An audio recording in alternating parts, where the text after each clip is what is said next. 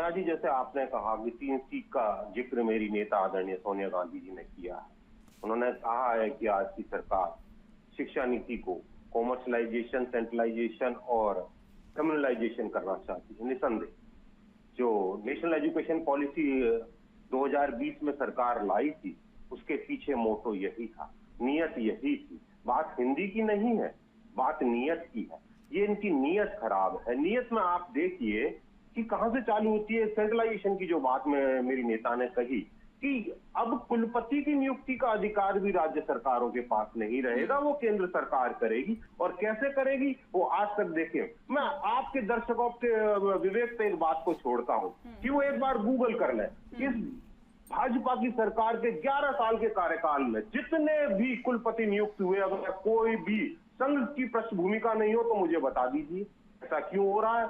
अटल बिहारी वाजपेयी से लेकर मोदी जी तक की सरकार में इन्होंने अपने सारे विभाग सहयोगियों से बांटे, लेकिन एक विभाग जो कभी नहीं बांटा वो मानव संसाधन मंत्रालय है।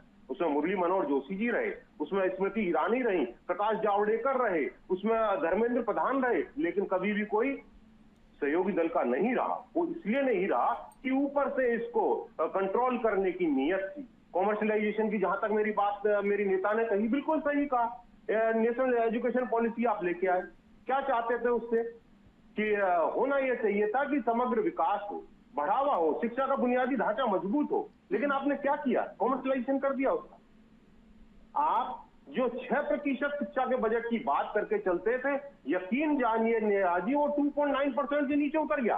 वो क्यों उतर गया? क्योंकि इसको कमर्शलाइजेशन करना चाहती है सरकार, निजी हाथों में देना चाहती है। सरकार ने ऐसा करके देश में बेरोजगारी को बढ़ावा दिया। सरकार को कोई मतलब नहीं है इस देश का युवा कहां जा रहा है। और जहां तक मेरी नेता ने कम्युनलाइजेशन की बात करी, आप देखिए, गांधी की बात करी, गॉडसे की बात करी, अरे हमें तो दुख इसी बात का है कि उसी को तो हटाया जा रहा है। क्यों हटाया जा रहा है? क्यों नहीं उसमें जोड़ा जा रहा कि सावरकर ने क्या किया था, कैसे माफिया मांगी थी? वो अगर वाकई में तथ्य जोड़ने हैं तो ये तथ्य जोड़े जाएं, लेकिन गांधी की हत्या हुई, इसको आप हटाना चाहते हो। हमारी आपत्ति इस बात से है।